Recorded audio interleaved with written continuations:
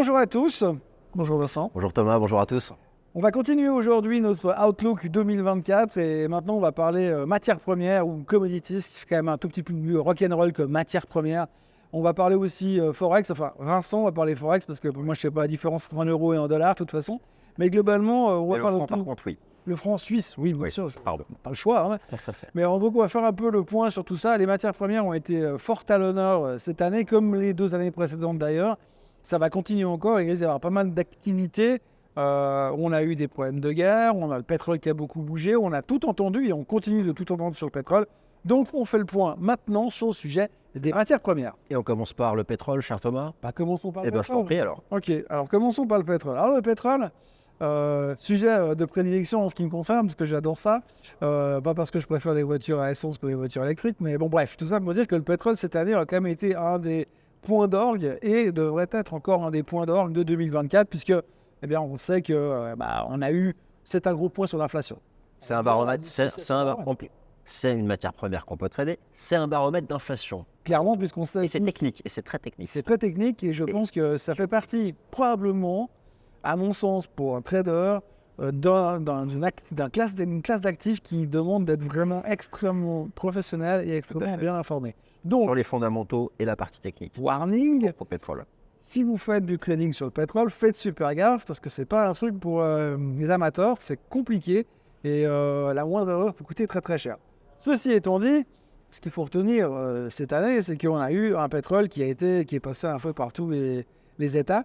Il y a eu 3 phases, je dirais, mais je te laisse. Ouais, il y a eu plusieurs phases, mais surtout, là aujourd'hui, en fin d'année, autour des 68, 70 dollars sur le baril, sur le WTI, on a beaucoup parlé d'énormes de consommation, de shortage de pétrole, on a beaucoup parlé des Production cuts. production cuts de la part des Saoudiens, des Russes. On a parlé aussi des Américains qui devaient remplir leurs réserves stratégiques. Qui, eux, produisent énormément. Exactement. Alors, eux produisent énormément pour garder un pétrole bas, pour avoir une inflation sous contrôle et aussi pour que les Biden's Economic fonctionnent relativement bien avec un pétrole relativement bas. Ça marche beaucoup mieux qu'un pétrole à 95 dollars. Et aujourd'hui, moi, ce qui m'épate toujours sur le pétrole, on va déjà aller un peu en avant, c'est quid de 2024. Alors, quid de 2024, tout le monde est en train de se dire, là aujourd'hui, à l'heure où on se parle, tout le monde est en train de dire, le pétrole, de toute façon, là, il a 68 dollars, mais il va aller beaucoup plus bas parce que les Américains pompent, justement, parce que le PEP n'arrive pas à se mettre d'accord, et que finalement, s'ils n'arrivent pas à couper suffisamment les coupes de production... Ils ont déjà beaucoup coupé cette année, 4 coupes de production. Malgré tout, on a un 68, donc on est en train de se dire, s'il ne faut pas des coupes massives, le pétrole va aller beaucoup plus bas. D'ailleurs, il y avait... les guerres aussi. Bien sûr, il y avait le patron, le stratégiste de Citi, qui disait il y a quelques jours que, selon lui, le baril allait à 35 dollars. C'est marrant parce que c'est une cible d'analyse technique potentielle. En fait, si les fameux 65 dollars dont tu parles, c'est moi ce que j'appelle le bord du gouffre d'analyse technique sur le prix du pétrole. C'était le niveau de décrochage, tu sais, au moment de la crise sanitaire. Et effectivement, si ce niveau cède, d'ailleurs, l'OPEP et la Russie vont tout faire pour éviter, mais imaginons qu'ils cèdent sous la pression des spéculateurs, et bien les 30 dollars, c'est le prochain gros niveau. Donc toi, ça ne me surprend pas. Alors techniquement, ça ne me surprend pas non plus. Par contre, ce que j'ai trouvé absolument fascinant sur le sujet du pétrole cette année, mais aussi l'année précédente, et l'année d'avant, et l'année d'avant, encore l'année d'avant, c'est qu'en fait, on a toujours ce côté sur le baril où il y a un consensus. Tout d'un coup, on a le pétrole qui arrive à des niveaux de résistance. On se dit, ouais, là, si ça casse, ça va monter. Et tous les niveaux techniques, tu parles de résistance et de support, ils ont fonctionné à la merveille cette année. Si vous tradez le pétrole avec l'analyse technique, par exemple, le point haut a dû être fait vers 80-93 dollars. C'était the big one résistance. Les 65 dollars ont tenu. Et je me souviens que toi, Thomas, tu étais haussier l'été dernier sur ces 65 dollars. Et je t'applaudis parce que moi, je pensais que le support allait casser. Mais le support a tenu. Donc au final, c'est un marché d'analyse technique. Pourquoi ? Parce que c'est un marché de flux, de spéculation. Il y a bien sûr la dimension géopolitique, mais j'écoutais récemment, c'était le ministre de l'énergie de l'Arabie Saoudite, qui était un peu menaçant, qui disait « Attention les spéculateurs, attention, on n'a pas dit notre dernier mot ». Donc en tout cas, c'est un marché qui a des déterminants fondamentaux qui ne sont pas techniques, mais l'analyse technique, l'approche en termes de flux, c'est incroyablement efficace. Il y a un truc qui est aussi super efficace au niveau du pétrole, c'est l'esprit contrariant.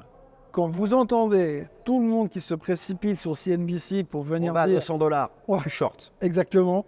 Et pareil, on va à 30, tu payes. Bon, je suis d'accord. Mais bien sûr. Il faut vraiment jouer l'esprit contrariant sur le baril quand plus personne n'y croit. Alors on se dit... donc ça serait quelque chose de très intéressant à surveiller. Les coupes. Alors les coupes de production de la part des Russes et des Saoudiens. Tu sais qu'ils sont déjà au max. Je regardais par exemple l'Arabie Saoudite qui est passée de 12 millions de barils jour à 8. Je me dis à un moment ou à un autre, ils vont pas cuter jusqu'à 0. Bah non. C'est là où c'est passionnant. On fait rentrer l'argent pour payer les Ferrari. Hein, donc comment ça va se passer? C'est vrai que ça va être intéressant. Ouais. D'abord, je trouve qu'on va rentrer dans une année politique intéressante. Ouais. On en a parlé dans d'autres vidéos, mais je pense que sur l'aspect politique de cette année, il y aura des choses intéressantes. Les États-Unis ne peuvent pas se permettre de laisser remonter le pétrole trop haut, donc on l'a vu, ils pompent massivement. Ouais. Ils ont déjà rompu leurs réserves stratégiques apparemment, donc ils vont continuer à pomper pour garder les prix relativement bas. Les Saoudiens, ça ne les arrange pas, donc ils vont faire le maximum pour essayer de les remonter de leur côté. Donc on va avoir un espèce de combat, et puis il ne faut pas oublier, c'est chose qui à mon avis on a un peu trop emmené le sujet depuis quelques temps, c'est les guerres. Ouais. Parce que pour l'instant on a quand même pas mal de problèmes au niveau Moyen-Orient, pour la guerre que l'on connaît. Il n'y a pas si longtemps, Biden a commencé à taper sur la table en demandant à Netanyahou de commencer à changer un peu de politique stratégique, parce que sinon il risque de perdre un certain soutien. On voit que les Américains ils doivent aussi arranger la chèvre et le chou vis-à-vis des Saoudiens, parce que le fait qu'ils pompent beaucoup, ça ne plaît pas forcément aux Saoudiens. Donc il y a aussi un aspect géopolitique qui risque d'être assez intéressant à surveiller. Et puis bien sûr, comme on est chaud dans ce combat anti-inflation, si on a un rebond sur le pétrole, ce qui techniquement aujourd'hui ferait du sens, puisque finalement on a des niveaux relativement corrects. C'est la zone basse, Voilà, exactement. Alors moi je ne serais pas surpris que sur le pétrole, on ait un excès baissier sous les 60-65. À ce moment-là, tout le monde annoncera 30, mais en fait ça tiendra. Et on préservera le niveau parce qu'il y a trop d'intérêt en jeu. Mais il y a finalement, si je devais moi envisager le pétrole sur 2024, en excluant un fait exceptionnel géopolitique, les bornes qu'on a connues cette année, 60, 65, 85, 90, elles devraient rester les mêmes au final. Ouais. Du coup, ça peut être du trading d'orange, assez facile, acheter en bas, vendre en haut pour le coup. Oui, là pour commencer l'année, plutôt long pétrole de toute façon par rapport au niveau technique qu'on se trouve. Avec un point de sortie $20 plus haut pour avoir $25 plus haut pour avoir un côté sécuritaire, tout en gardant un œil bien sûr sur le côté aspect géopolitique parce que ça va être très intéressant. Je pense que comme sur le côté action, on attend une augmentation de la volatilité, pardon. Je pense que le côté pétrole risque d'être aussi pas mal secoué sur ce côté-là. Alors moi, je suis assez d'accord. J'ai pour le pétrole ce range volatile. Moi, j'aimerais avoir ton avis sur ce sujet. J'ai une conviction très forte pour 2024 sur le marché des matières premières.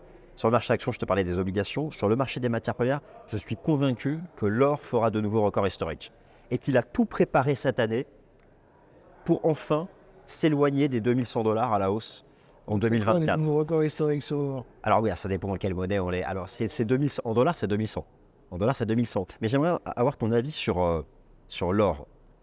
Cette année. Une année qui est 2023 qui est à peu près bullish, mais... Dans mon côté bullish général, l'or n'a jamais été un de mes assets préférés. Parce que pour être très franc, je crois que depuis que je fais ce métier, j'ai jamais acheté d'or.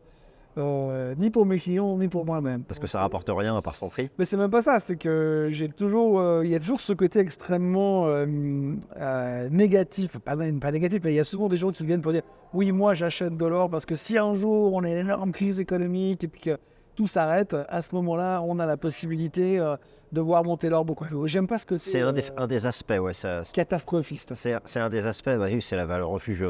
Par excellence, mais moi j'ai vraiment, il y aurait déjà des considérations d'analyse technique, voilà. Oui. Et puis finalement, si on a ces baisses de taux d'intérêt du marché que tout le monde attend, dans un contexte qui reste volatile pour le marché action, je me dis que finalement l'or pourrait bien tirer son épingle du jeu. En tout cas, techniquement parlant, tout ce qu'il a fait en 2023, moi j'ai le sentiment qu'il a créé cette base pour les dépasser et donc emmener son corollaire, l'argent avec lui. Mais voilà, là j'ai une conviction sur ce sujet.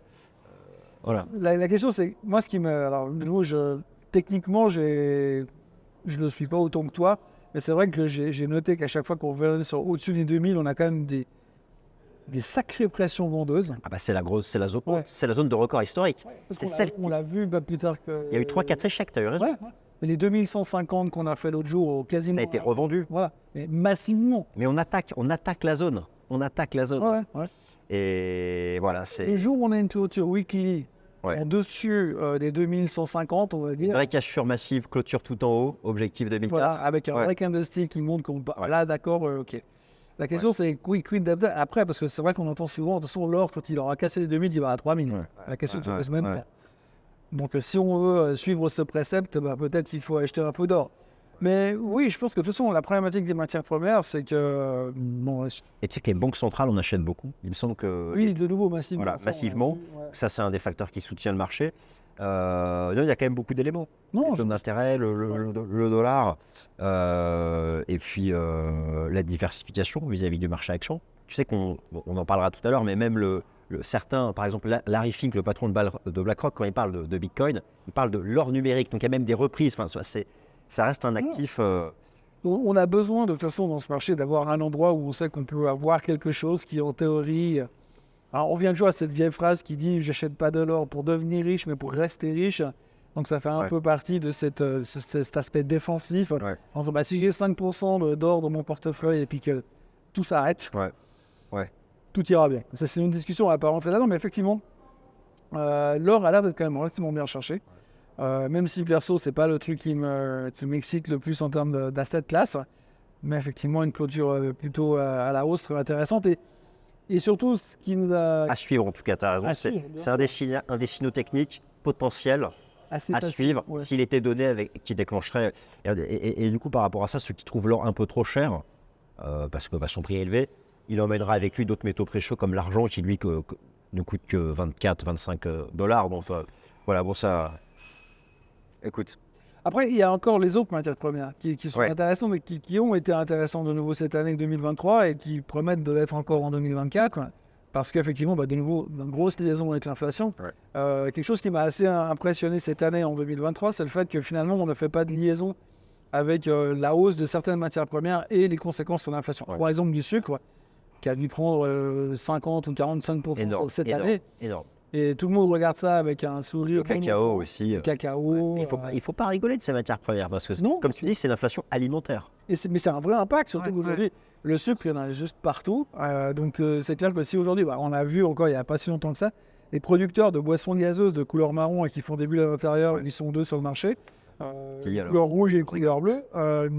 La couleur rouge étant l'image du Père Noël que j'ai recréé ce matin derrière. Et donc, c'est de ce côté-là, on a vraiment...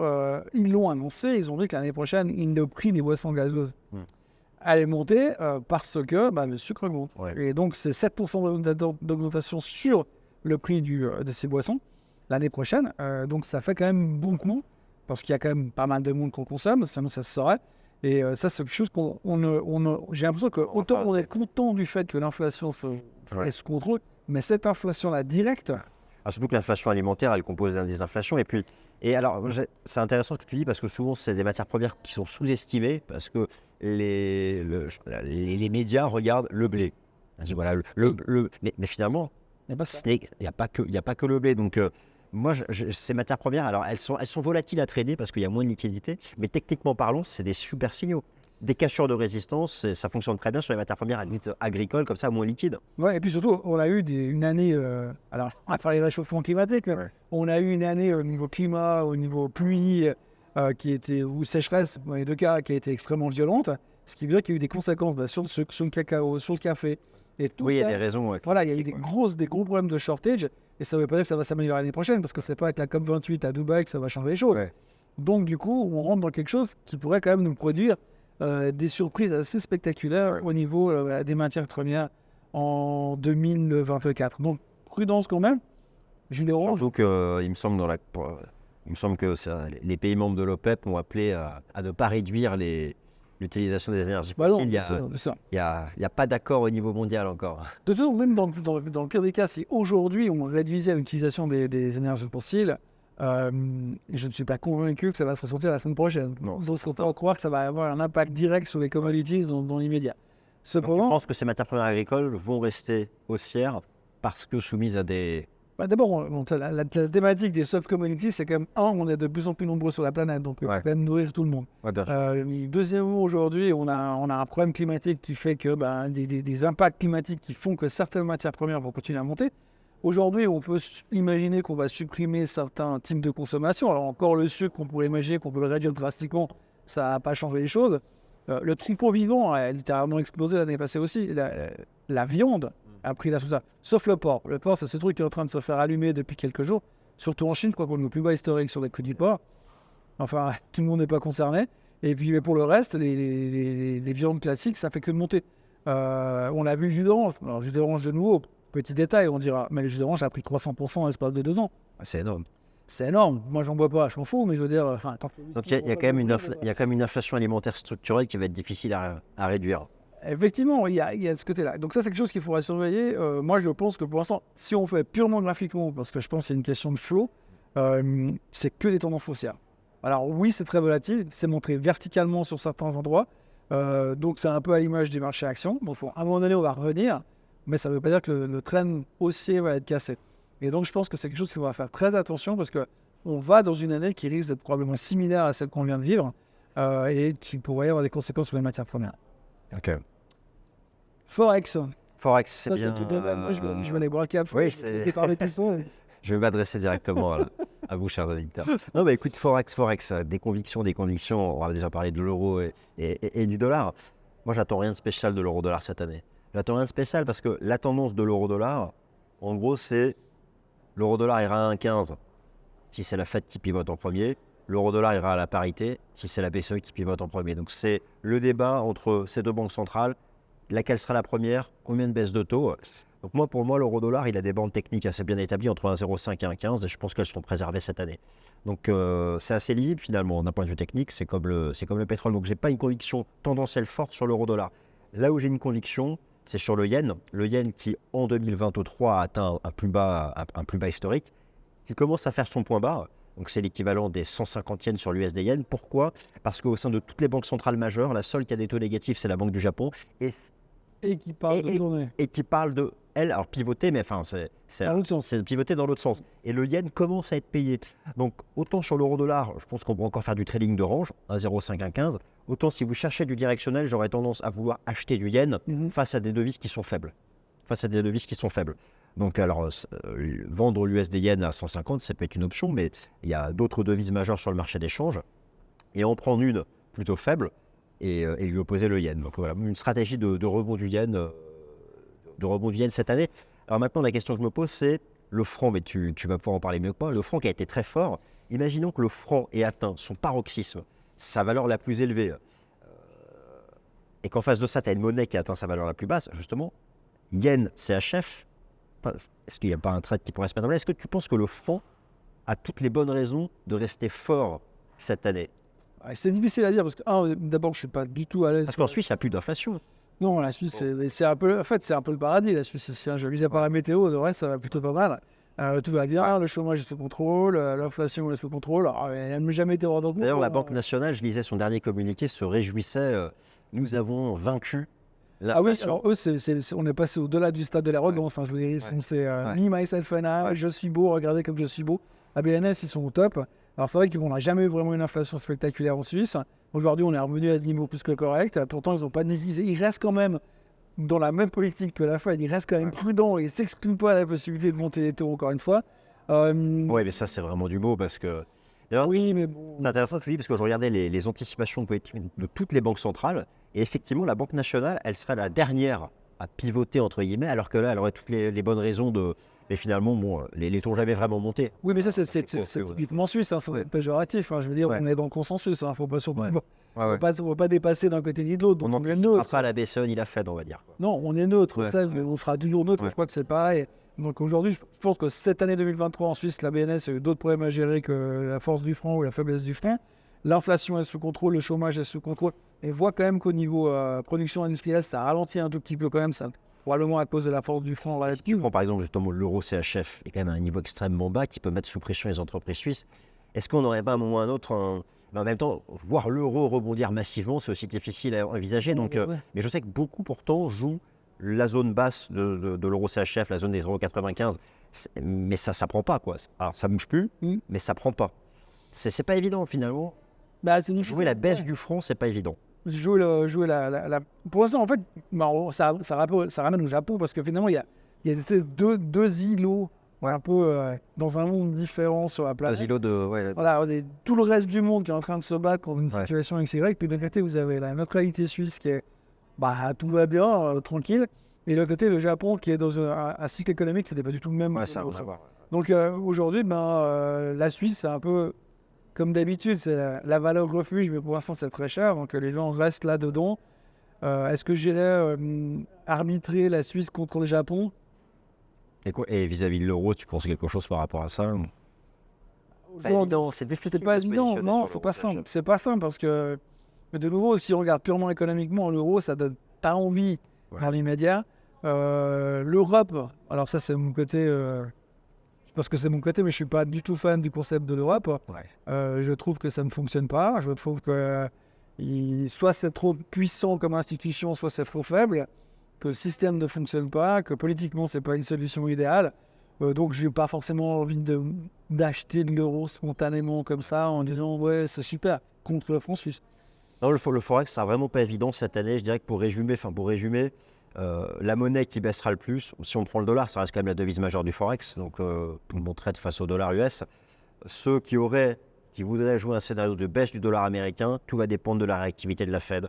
Est-ce qu'elle va vraiment pivoter? Est-ce qu'elle va vraiment baisser ses taux? Parce que s'il y en a bien une qui peut le faire rapidement et massivement, c'est elle, parce que c'est elle qui prend toujours l'initiative.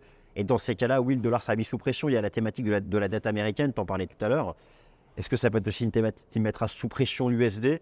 Mais à ce moment-là, on ne voit pas non plus l'USD s'effondrer. Mais moi, j'aurais tendance, si on revient à l'euro-dollar, parce qu'on parle Forex, à être acheteur dans la zone des 1,05, 1,06 parce que c'est une zone technique, et en jouant ce scénario d'une fête qui serait la première. Bon, en tout cas, voilà. Mais attention, c'est pas l'euro-dollar qui va à 1,50. Non, C'est pas l'euro CHF qui remonte à 1,20, faut pas déconner. Mais un effet d'entraînement mais depuis des zones basses techniques, un peu l'équivalent des $65 du pétrole, Tout à si je devais faire une traduction des 1,05 de l'euro-dollar. Mais en fait, ça résume assez bien à ce qu'on dit depuis le début, c'est que ce sera une année qui sera très technique. Ouais. Alors, peut-être... Tant mieux, tant mieux. Oui, tant mieux pour J'aime toi. les graphiques. Bien sûr, mais par contre, sur l'aspect fondamental, ce qui sera intéressant aussi à surveiller, ce sera effectivement une année extrêmement challenging pour les États-Unis, pour des raisons de taux. Et pour peut-être des même de raisons- garde au change. Bien sûr, Peut-être oui, même de garde au change, parce qu'on va parler de ça maintenant. bien sûr, il y aura ça. Et puis, comme on l'a dit, année électorale, pas mal de tensions au niveau de l'élection elle-même, puisqu'on a quand même deux candidats compliqués. Peut-être qu'il y aura des surprises à l'intérieur de tout ça. Une session très claire, une scission très claire entre le Nord et le Sud des États-Unis, si on peut l'exprimer comme ça. Ça serait assez vériche. Ouais, et Je donc, veux dire, une guerre de sécession 2. je parle pas de guerre de sécession parce qu'on va pas aller jusque-là, mais cette scission à l'intérieur des États-Unis, comme on le disait dans une vidéo, la violence qui découle de cet endroit-là, il peut aussi y avoir des conséquences à terme qui pourraient secouer l'année prochaine au niveau du Forex également. Qui pourrait mettre sous pression le dollar américain, d'après toi. Pourrait, je sais pas, mais disons, comme tu le dis, techniquement, on a des bornes qui sont assez claires. Il faut suivre ces bornes, mais du moment où elles sont si elles sont impactées dans un sens ou dans l'autre, il ne faudra pas négliger Ouais. l'amplitude du mouvement parce que ça voudra probablement dire qu'il y a un truc qu'on n'avait pas vraiment vu venir qui est en train de se passer. Ouais. Et justement, c'est que j'ai l'impression qu'on rentre dans une année aussi, alors que ce soit sur d'autres secteurs, mais en tout cas sur le Forex ou sur les matières premières, où c'est tellement évident ce qui va se passer. Et ça me ramène toujours à une autre phrase dans la finance, on dit que quand c'est évident, c'est évidemment faux.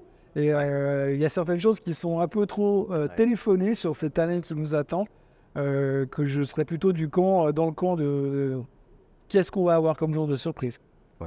En conclusion de tout ça, je dirais, si vous êtes, gardez vos francs, parce que ça reste quand même une bonne source, Venez vous planquer une bonne dessus. source de valeur, et faites du trading de range de l'euro-dollar, faites de l'analyse technique, et Oui. et n'oubliez pas l'or, Non, n'oubliez pas l'or. Cassure haussière des voilà. $2100, 3000 tu annonces. Non, j'annonce rien du tout. Je dis que Si le signal est donné. si on casse effectivement sur une base weekly Voilà. avec du volume et qu'on arrive à Ouais. clôturer enfin une belle Je cassure, pense que quand on reprendra nos prévisions dans un an, et que l'or sera à 2500, on pourra nous applaudir. alors si on est à 2500, on pourra les applaudir. Si on est à 3000, alors là, ça sera vraiment C'est jackpot. exceptionnel. Mais non, je pense que pour résumer cette partie, on va dire, matières premières, on a des tendances haussières dans les matières premières qui sont installées sur beaucoup de matières premières. Donc il faudra se méfier de celles-ci. Il y aura des mouvements de correction probablement, mais ces matières-là ont un impact assez impressionnant et assez important sur l'inflation directe et l'inflation alimentaire, Ouais. comme on le disait. Donc ça sera à surveiller attentivement. Il y aura probablement encore des tensions au niveau de toutes les soft commodities, les matières premières agricoles, parce qu'on a des problèmes climatiques qui sont appelés probablement à se répéter encore en 2024.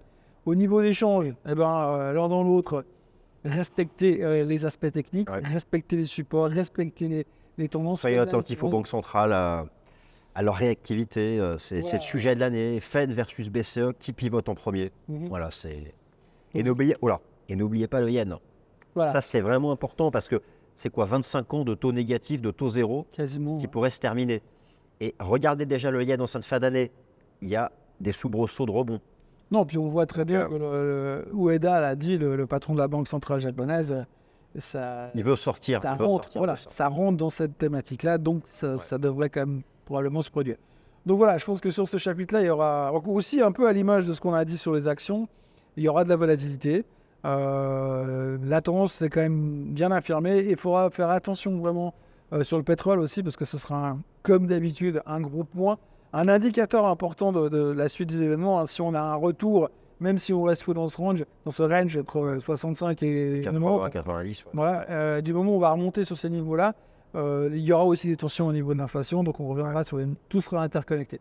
Donc le pétrole, plutôt acheteur sur faiblesse dans les bornes, et puis l'or en cas de cassure. Les autres des matières premières à surveiller attentivement, il y aura toujours des choses intéressantes à faire. Et l'euro-dollar du trading d'orange. Voilà, et puis arrêter de consommer trop de sucre parce que c'est beaucoup trop cher. Voilà. Voilà ce qu'on pouvait dire au Merci niveau Thomas. Ouais, merci à toi. Merci à tous. Voilà ce qu'on pouvait dire sur ces quelques sujets-là. Et puis, comme d'habitude, on vous retrouve pour une prochaine vidéo pour faire le point sur les cryptos en 2024. Parlons Bitcoin. Parlons Bitcoin. Salut à tous. À bientôt.